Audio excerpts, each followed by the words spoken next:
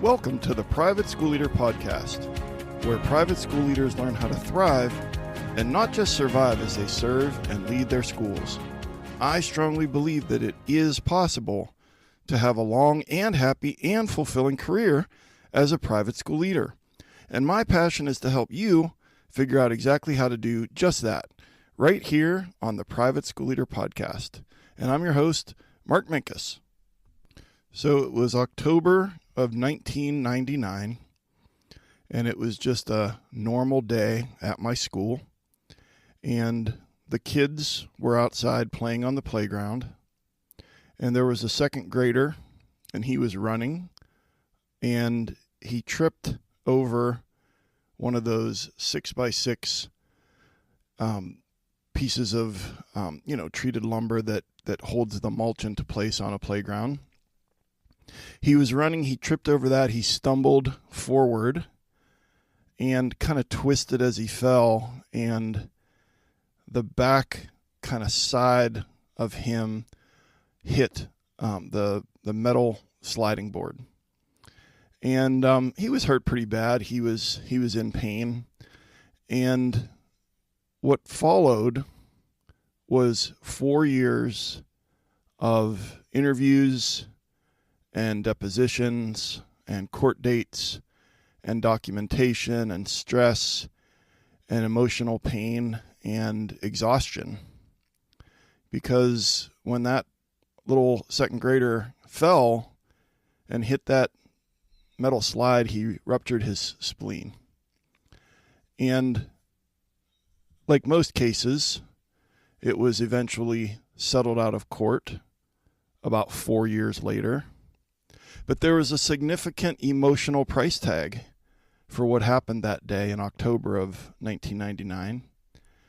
And, many of the clients that I coach, many of them, I would say probably close to half of my coaching clients have experienced the exhaustion and burnout and constant stress that goes along with an ongoing lawsuit.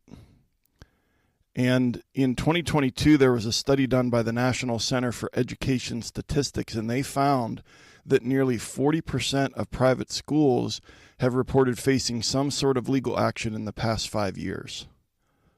That's a lot. So how can you do everything that needs to be done to fight an accusation in court and still run your school and still be there for your family and still try to take care of your physical health and your mental health? Well, the answer is that it's very, very difficult. And on today's episode of the Private School Leader Podcast, we are going to discuss the emotional price tag of an ongoing lawsuit.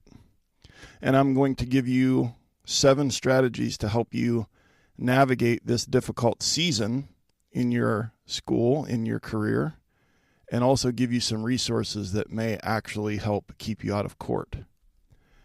And one of those resources is actually a 10-page PDF that's called the Top 6 Ways to Protect Your School from a Lawsuit.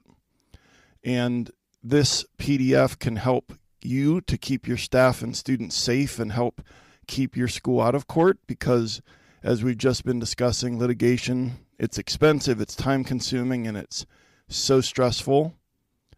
But this common sense guide can help you to be more intentional and proactive when it comes to protecting your school. And of course, there's never a guarantee that you won't get sued, that you won't have to deal with an ongoing lawsuit, but there are some proactive actions that you can take to limit and reduce that likelihood. And so you can grab the 6 ways to protect your school from a lawsuit at theprivateschoolleader.com/lawsuit. Again, that's the 6 ways to protect your school from a lawsuit. It's a free guide for you, and you can grab that at theprivateschoolleader.com/lawsuit. And just a quick reminder, I mentioned my coaching clients. I'd love to work with you one-on-one. I do have a couple coaching spots open right now, and really coaching is all about helping you solve your problem. And so if you think about what is the biggest problem that I'm facing right now at school, is it relentless parents? Is it feeling overwhelmed? Is it school constantly invading your home life, or your days being ruled by the tyranny of the urgent, or Maybe you want to take your leadership to the next level and your career to the next level. You're thinking of a career change. So maybe it's that you're feeling guilty that your family gets what's left of you at the end of the day. Well, whatever problem you're trying to solve, whatever problem you're dealing with, I can help you with that. And if you want to know more about one-on-one coaching, just check it out at theprivateschoolleader.com/coaching. Would love to talk to you more about trying to help you solve your biggest problem at school right now. So I want to start by just trying to answer the question, why are there so many lawsuits against schools? I mentioned at the top of the episode that this National Center for Education Statistics said that 40% of private schools in America have reported facing some sort of legal action in the past 5 years. That's a lot. And so what are some of the reasons why? Well, first of all, society just has become more litigious in general. And there are many, many more lawsuits in general being filed in the past 20 years. So that's just a fact. And what are some of the other reasons why there are so many lawsuits that are being filed against schools? Well, see, I think this is the biggest reason. With lawsuits, it used to be let's say that it's a parent, it's a slip and fall, a parent, or let's say it's a teacher and it's they perceive maybe it was a wrongful termination, or perhaps it's a family where their child was expelled from the school and they're thinking about suing the school. So the question used to be, can we win? But now the question is, can I find an attorney to take the case? And the reason is, and this is a statistic that I pulled during research for this episode, that currently 90% of lawsuits against schools are settled out of court. Okay? 90% of lawsuits against schools are settled out of court. So the question is no longer, can we win? The question is, can I find an attorney that will take the case, because there's a high chance that we're going to settle, and then there's going to be a financial compensation. So it's not about, can we win? It's not about, do we have enough evidence?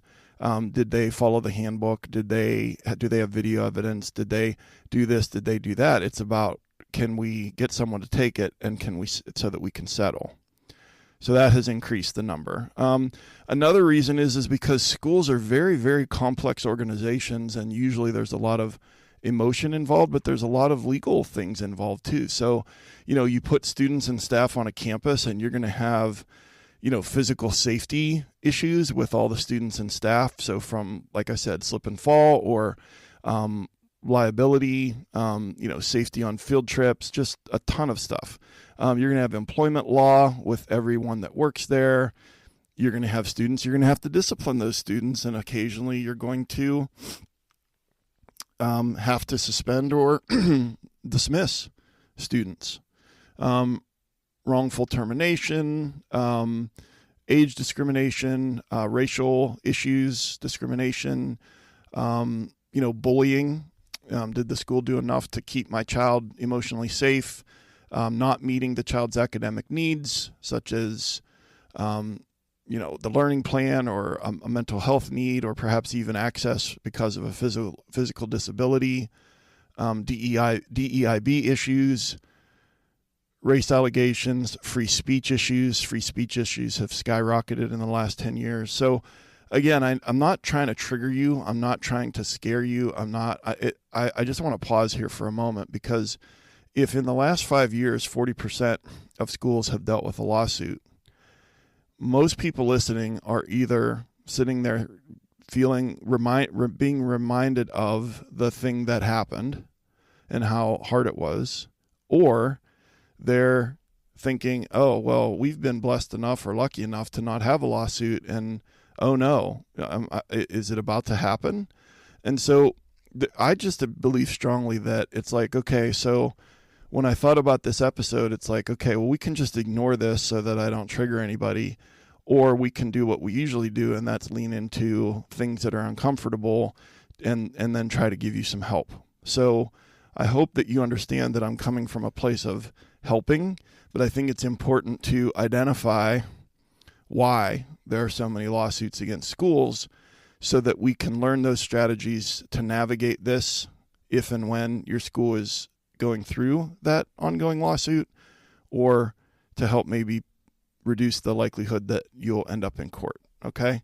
So that's my brief sidebar disclaimer. But a couple more reasons why this has increased so much is that there's increased accountability, and the societal expectations have grown a lot in the last 20 years. It used to be in, let's say, the late 90s, mid 90s, and I realize that's about 30 years ago, not 20 years ago, that for the most part, parents sent their kids to school and they figured the school knew what they were doing. And there were the expectations were that the teachers and the principal were going to do a good job, and there were not those kinds of, I don't want to say there weren't high expectations, but societal expectations about if a standard is not being met, instead of complaining, it's a short line sometimes between an expectation not being met and wanting to take legal action. And parents and guardians are more aware of their rights, and they're more willing and more likely to take action if they feel that those rights are being violated. And I'm not saying that's wrong. I'm just saying that it's a fact. Okay? There's a heightened awareness of issues such as bullying and discrimination and mental health concerns. Those are openly discussed, and 20 years ago they weren't. And so schools that don't have clear and robust policies in place often find themselves in the crosshairs when it comes to how they handled a situation. And then one last one that I think is a contributing factor, and that's social media. The power of social media has amplified like an individual grievance, and then it just goes from 0 to 100. They post about it, and then other parents chime in, and if it becomes a story locally, then boom, all of a sudden it's a national story and things like that. So the social media just makes it easier for complaints to escalate very, very quickly. So that's kind of a combination of the why. Why are there so many? Why does it happen so often? And again, I'm acknowledging that this might be uncomfortable for you to hear because of something that you've been through at your school or fear about what's next, but I want to equip you. And so what I'm about to discuss with you are 7 strategies to help you navigate this long and stressful season in your school, okay? So here are the 7 strategies. Number 1, acknowledge 3 things. Number 2, adopt a marathoner's mindset. Number 3, try not to catastrophize. Number 4, follow your attorney's advice. Number 5, be intentional about your environment. Number 6, ask for help. And number 7 is prioritize self-care. So number 1 is acknowledge 3 things. So what are the 3 things? Okay, the first thing is to acknowledge that this sucks, okay? Lawsuits suck. They're long and they're drawn out and they're stressful and they're awful, and you need to acknowledge that. And you're like, well, of course I'm going to acknowledge that. I don't know. I just think that sometimes as private school leaders, whenever the next thing comes along, we just figure, okay, well, this is my life. It is what it is. And this is just a thing that I do. Sometimes it helps a little bit if we can just pause and acknowledge this sucks. This is lousy. This is something that's going to take a while, and there's an emotional price tag. That's the title of this episode. I was inspired and felt the need to do this episode just because of conversations that I've had with coaching clients and seeing the toll that it takes on them when they have these ongoing lawsuits. And so to just acknowledge that it sucks. The second thing that we're going to acknowledge is that this is a traumatic event in your life and in the school's history. Now, trauma and traumatic event, those are tricky words because I think that when we think about being in the midst of being a head or being a division head, but especially being a head, when there's an ongoing lawsuit against the school, that you think, well, that's not really a traumatic experience. A traumatic experience is someone who's been, abused, or someone whose, child died in a car accident or something like that. All of that is true, but trauma is trauma, and we don't need to compare trauma or rank trauma for it to be a traumatic experience. And so traumatic experiences have a high emotional price tag. And the difference between some traumatic events and an ongoing lawsuit is that I mentioned like a car accident or a sudden catastrophic injury or something like that. Maybe a mugging, those are things that happen in a moment, and the lawsuit is stretched out over years. And so sometimes it diminishes that word trauma because of the length of time that you're in that moment. We don't have to compare trauma. This is most oftentimes is a traumatic event for you and for your school, and we need to acknowledge that because the price tag is equivalent to a traumatic event in most cases. The third thing that we're going to acknowledge is that this is not about right and wrong. Okay, remember I said it's not about winning. It's not about whether or not you can win the lawsuit. It's about whether or not someone will take the case and settle out of court. You could be 100% following the handbook, have the kid, let's just say it's a kid being expelled and they're suing the school for wrongful dismissal. You could have the kid on video doing the thing. You could have all of your documentation with every T crossed and every I dotted. And it could still be that the school's attorney and the attorney for the family and the insurance company for your liability insurance company for the school are all talking about this, and it just becomes the best thing to do from a financial standpoint for the school, and also from media exposure, that the best thing to do is to settle. Why do you think 90% of them settle?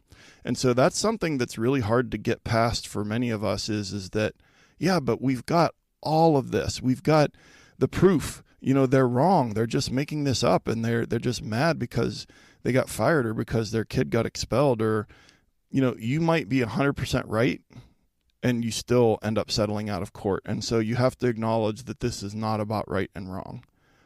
Okay. Number 2, these are our strategies for how we're going to navigate this. Number 2 is adopt a marathoner's mindset. And you've heard it said before that life is a marathon and not a sprint.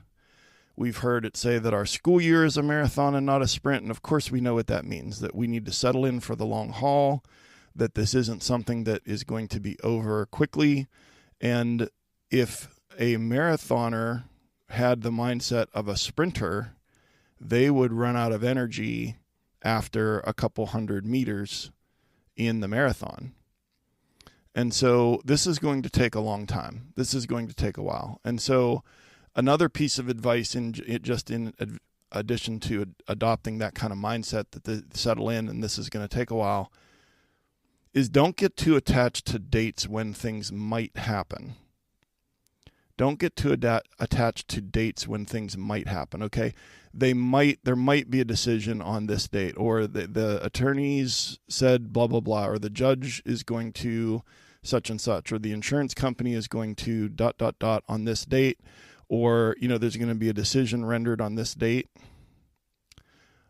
I've talked to too many coaching clients where they've gotten their hopes up about a certain date, and then some small thing kicks that date a month down the road or 2 months down the road, and it's like crushing to that person. I think that if you don't get too attached to dates and you just figure it'll be all over when it's all over, that's a more even-keeled approach than to be on the emotional roller coaster of putting a lot of stock into things happening on certain dates. And just to really, again, adopt the marathoner's mindset that it's a long haul and you're just going to do whatever it takes to get to the finish line. All right. Strategy number 3 is to try not to catastrophize. So it's very easy to catastrophize. And of course, we know what that means. And that's to just perseverate, to really think about, to ruminate on the worst case scenario. And it could be that, I'll just go back for a moment. I was catastrophizing when that little boy was injured on the slide, because it was about a month after we had the death of a student on campus. And I did an episode on that. And it was the next morning, the student was tragically killed at a park. They were playing with a gun, and the student was tragically killed, a ninth grader at our school. And the next morning, when I arrived at school, there were reporters from 3 television stations with cameras. There were 2 newspapers from our city, and they were all there first thing in the morning, wanting a quote, trying to interview parents as they dropped off in carpool, trying to interview student drivers as they parked in the student parking lot. And so that was a month before this boy getting hurt on the slide. And so, I was catastrophizing. It's like, oh my gosh, here we go again, going to be on the news, that kind of thing. And so we know that catastrophizing is just that worst case scenario kind of thinking. And then we just can't get out of that loop that we're in. Oh my gosh, we're going to be on the national news. The school will have to close. I'm going to get fired, and then I'll never be able to get a job again, and so on and so forth. Couple of things. First of all, a reminder that 90% of these cases are settled out of court. And while that might be annoying because you just want to win, the 90% of them being settled out of court in the long run is actually a good thing, in my opinion. And that's because oftentimes when it is settled, first of all, when it's settled, usually that means it's over. And many times there's a non-disclosure agreement or there's a gag order. And so the family isn't allowed to talk about it. You're not allowed to talk about it. But then that also lets the thing die down. The things that get all kinds of media attention are the ones where it's an actual court battle. And I'm not saying that there won't ever be media attention or there won't be negative attention or that maybe you could come under some heat from your board because maybe you did mess up. Maybe you didn't have things tightened up as far as supervision at recess or as far as your employee handbook. I'm not saying that these things are impossible. I'm just saying that if we catastrophize about what could happen, we are going to pay a higher emotional price tag than if we choose not to or we try not to catastrophize. And so catastrophizing is really having a dysregulated autonomic nervous system. And in the show notes at theprivateschoolleader.com/episode 104, I'm going to put some resources. There are some worksheets there as far as like decatastrophizing worksheets. If you've been in therapy or worked with a therapist for someone, student at your school, these are very, very useful. And just a tip, like maybe this episode is landing for you in different ways. It's landing for everybody in a different way. A decatastrophizing worksheet is actually a pretty good thing to have in your file, in your desk drawer. Okay. Because it's something that you could pull out when you're really, really stressed out about a meeting with a parent or a meeting with a teacher or some other thing that's happening on your campus. But specifically for the purposes of this episode, I'll put that in the show notes. There's a lot there about regulating your autonomic nervous system and just trying not to catastrophize. And then also I will link in the show notes episode 101, which is the 5 steps to manage unrelenting stress. There's like a 5-step framework there that when you're under a tremendous amount of stress that you can manage that a lot better. So that will help as well in this situation. Okay. And then that brings us to number 4, which is follow your attorney's advice and keep your board informed. And so the first thing you're going to say is, duh, like follow your attorney's advice. Yeah, of course I'm going to do that. Well, I mean, I just think it's obvious, but it needs to be said because it's so important, is to just get a good one and then do what they advise. And of course you're going to, talk to your board chair and make decisions. Do we want to do this? Do we want to do that? But this is not what you do for a living. This is what they do for a living. And so get a good one. It might even be that you decide that if your attorney for your school is more, and a lot of this depends on like the area that you live in and the size of your school and the size of the city that you live in. But, your attorney might be someone who does a lot of estate planning and taxes and just things like that. And maybe they haven't dealt with lawsuits very much in their career.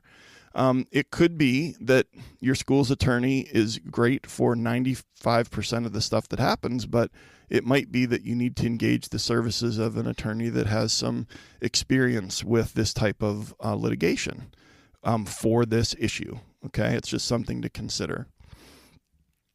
Your attorney is going to be working with the other side's attorney, obviously, and with the attorneys at your that represent your insurance company that has the liability insurance for the school. Follow the attorney's advice. Remember that 90% are settled out of court. You focus on what you do best, which is documentation, deadlines, running the school. Lean into the things that you have control over and let them do what they do best, and then keep your board chair informed. And I'll be honest, your board chair or a board member who maybe has some of us have attorneys on our board, there needs to be a board member that's going to step up and be the go-to person that's going to communicate with you regarding this. And you just can't be the lone wolf on this, nor should you be. And that might be an uncomfortable conversation for you to say, hey, I really need some help. But that is what you need to do, is to get a board member to really step up and to be involved with this. So we're talking about the 7 strategies to help you navigate an ongoing lawsuit. Number 1, acknowledge 3 things. Number 2, adopt the marathoner's mindset. Number 3, try not to catastrophize. Number 4, follow your attorney's advice. And number 5, be intentional about your environment. So let me explain what I mean.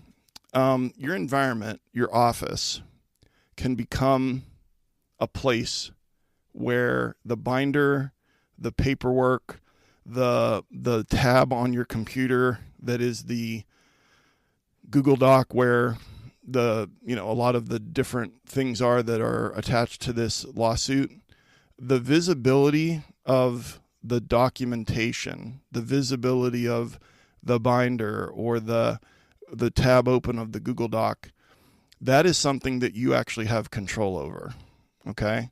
And so I would strongly suggest that if you have a binder, if you have a tab, if you have a Google folder, that when you're not actively working on it, that you put the binder away in a drawer, physically put it away, that you close the tab and open a window. And I'll explain what I mean. If you use Chrome or if you use Safari or Firefox or whatever you use, if you hover over that logo at the bottom of your computer screen and right click it, it's going to give you the option to open a new window. And you can open a window, put that stuff in there, open a couple tabs, the Google Doc, the Google folder, or whatever it might be.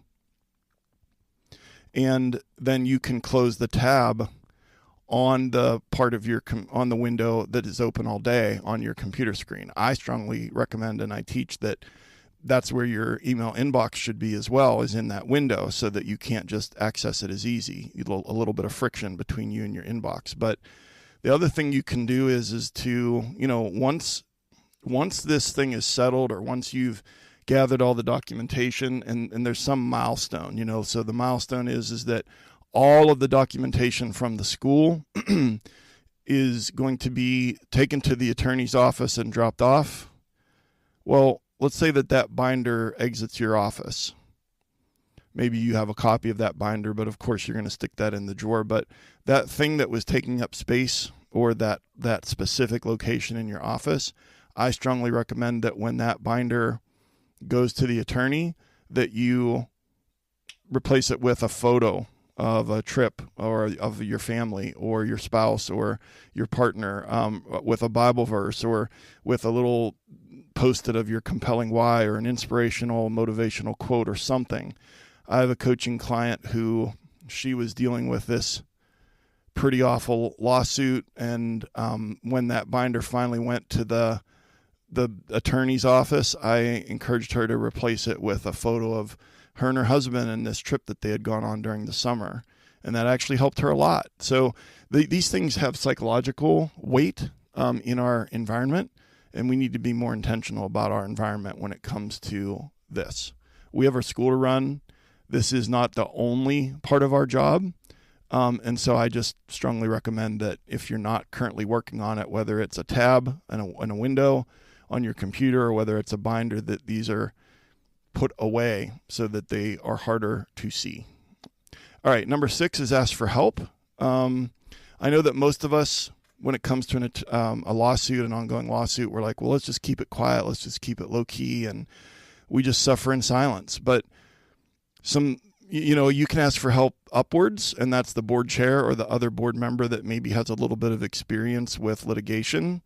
And that's super important to ask for help upwards, but down the chain, down the org chart with either your leadership team, or if you don't have a leadership team and it's your teachers are your team needs to step up. And, what does that look like? Well, when your brain is flooded with cortisol, which it will be when, much of the time when you're dealing with this, we're not cognitively as sharp as we are when we don't have a bunch of cortisol in our brain. And so sometimes we need to get creative and think about what that looks like when we're not at school, when we're in a better headspace. But one of the things that actually works really well, and this does take time, but it's worth it in the long run, is to, and again, this is probably something for like the weekend, but to take like a piece of paper or a Google Doc and just list everything that you do. Pull out, I know sounds crazy, but listen, just write everything that you do, every task, every part of your responsibility, everything you do. So you're pulling out your job description, you're pulling out the school calendar so you don't forget about events. You're pulling out everything, and you're just listing all of that stuff. Okay, just a brain dump.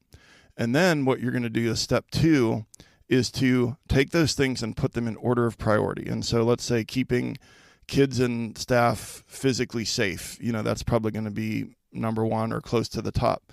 And then you just list them all the way down to whatever the least important task is. So let's just say, for the sake of conversation, that you have 100 tasks on that list.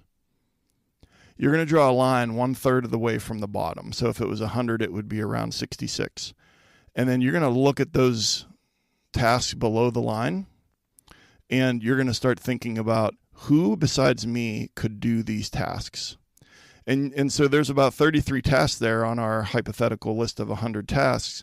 And it might be that only 10 of those 33 that you could legitimately hand off. But I'm telling you, when you do this exercise, you're going to find that the bottom third of your priority ranked tasks, that most of them can be done by somebody else. We just have to be creative, and we have to have the guts to ask. And it takes a little courage to ask, especially ask busy people to do something more. But this is a season where you're much busier than usual because of this ongoing lawsuit. And the last thing that you need is to be put through the wood chipper of your school and this lawsuit and be a tiny little pile of sawdust on your chair. You're not any good to anybody. And so you need to ask for help. Okay, number 7, prioritize self-care. And this is kind of a no-brainer. If you've been listening to this podcast for any length of time, you know that we've talked a lot about self-care and sleep and trying to eat, trying to eat in an intentional way as far as the things that we put in our body. Try to move your body, drink water, engage in mindfulness and gratitude and prayer and meditation. And you're like, yeah, right, I know all of those things, but doing them is another matter when I'm in the throes of this stress. I get that. I understand that. But just to prioritize self-care, because we tend to abandon our best practices for self-care when we need them the most. And I want to say that one more time because I want it to sink in. We tend to abandon our best practices for self-care when we need them the most. And one of the times that we need them the most is when we're paying the high emotional price of an ongoing lawsuit. I also want to give you one quick bonus strategy. I've given you 7. Here's a bonus one. Prepare, when this thing is over, prepare not to feel the way you think you're going to feel. So prepare not to feel relief. Prepare not to feel like you want to celebrate. Prepare to feel weird. And everyone is going to feel something different, but most people that I talk to, and from my own experience, you don't feel like the way that you think you're going to feel, whatever that is. And so just prepare to feel weird. Prepare not to feel relieved or want to celebrate. And then you won't be disappointed when you don't feel like celebrating. It's just such a complex cocktail of emotions that you're navigating, that when it's over, it's so different for every person as far as what you feel. And I think people are expecting to feel a certain way and then they don't, and they think there's something weird with them. It's just very, very weird situation. And so just prepare to not feel relief or feel like celebrating. Prepare to feel differently than you think you're going to, is just one quick bonus strategy. All right, so what are the big takeaways from today's episode? We're talking about the 7 strategies to help you navigate this long and stressful season in your school and the high emotional price tag of an ongoing lawsuit. Number 1, acknowledge 3 things. And what are those 3 things that we're acknowledging? We're acknowledging, first of all, that this sucks. We're acknowledging that this is a traumatic event. And we're also acknowledging that this is not about right and wrong and winning, because you could be right and still have to settle out of court. Number 2, adopt the marathoner's mindset. Number 3, try not to catastrophize. Number 4, follow your attorney's advice. Number 5, be intentional about your environment. Number 6, ask for help. And number 7, prioritize self-care. So your call to action for this episode is to download this free resource called The Top 6 Ways to Protect Your School from a Lawsuit. And again, it's a 10-page PDF. There's no guarantee that your school will never be sued, that you'll never be engaged in litigation, but this is a common sense guide that can help you be more intentional and more proactive about your school, your campus, the safety of your campus, your faculty and your employee and student handbooks and job descriptions, and just a lot of things that can help reduce that likelihood. And you can grab the top 6 ways to protect your school from a lawsuit at theprivateschoolleader.com/lawsuit. And I really appreciate you. I know how busy you are, and the fact that you take some time out of your week to listen here means a lot. If you got value from this episode or any episode, I would ask for a favor from you, and that is to just take the link of this podcast and share it with another leader, either at your school or at another school, and also to think about one person at your school that's an aspiring leader. Like you have a good eye for rising leaders, and just share this podcast with them. Just share the link with them. And so again, thank you so much for taking time out of your busy week to join me here today to listen. And I will see you next time right here on the Private School Leader Podcast. And until then, always remember to serve first, lead second, and make a difference.